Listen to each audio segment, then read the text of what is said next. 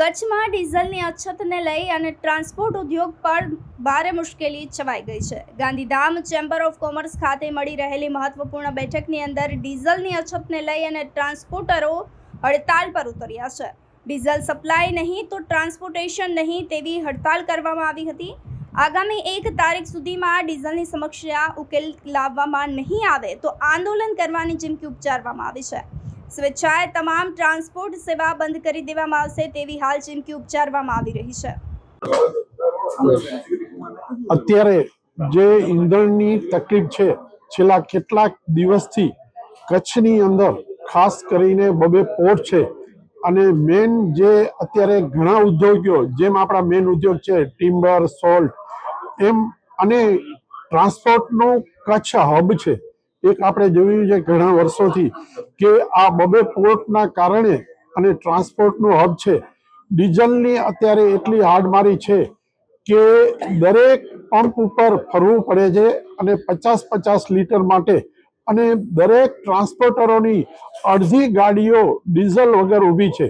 તેના સિવાય પોર્ટની અંદર અત્યારે દરેક ટ્રાન્સપોર્ટના કારણે પોર્ટનું મુવમેન્ટ આગળ પાછળ થાય છે જેને પૂરતું ઈંધણ નથી મળતું। તો સ્વેચ્છાએ દરેક ટ્રાન્સપોર્ટરો દરેક એસોસિએશનો બંધ કરવા ઈચ્છતા હતા જેના કારણે આજે એક મહત્વની મિટિંગ ગાંધીધામ ચેમ્બર ઓફ કોમર્સમાં રાખી હતી જેની અંદર CHA અને શિપિંગ વાળા સોલ્ટ વાળા ટિમ્બર વાળા અને દરેક ટ્રાન્સપોર્ટ એસોસિએશન વાળા હાજર રહ્યા હતા કે કઈ રીતે અને કેમ ડીઝલ મળે કારણ કે કોટાના કારણે પંપ વાળા બી પૂરું ડીઝલ નથી દઈ શકતા।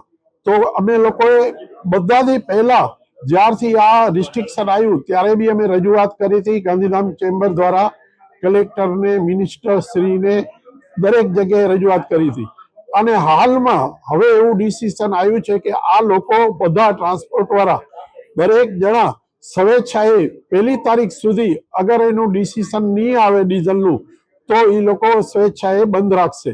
એનો ખાસ માંગણી એ છે કે ભાઈ જે અત્યારે પંપ વાળાઓને કોટા છે એના કોટા ડબલ મળે અને એના સિવાય જે મશીનરી છે કારણ કે આપણા કચ્છની અંદર મશીનરીનો એક બહુ મોટું છે કે ભાઈ ઘણી બધી મશીનરી છે ખાસ કરીને લોડર હિટાચી અને ક્રેનો પોર્ટના અને સોલ્ટના અને ટિમ્બરના દરેકમાં એટલે એ બધા માટે બી મળે કારણ કે અત્યારે એવી પોઝિશન છે કે ભાઈ મશીનરી વાળા ને બિલકુલ ડીઝલ મળતું નથી કારણ કે એ પંપ ઉપર જઈ નથી શકતા એટલે એનું ડિસિઝન માટે આજે ખાસ મીટિંગ હતી। કન્ઝ્યુમર પ્રોબ્લેમ છે।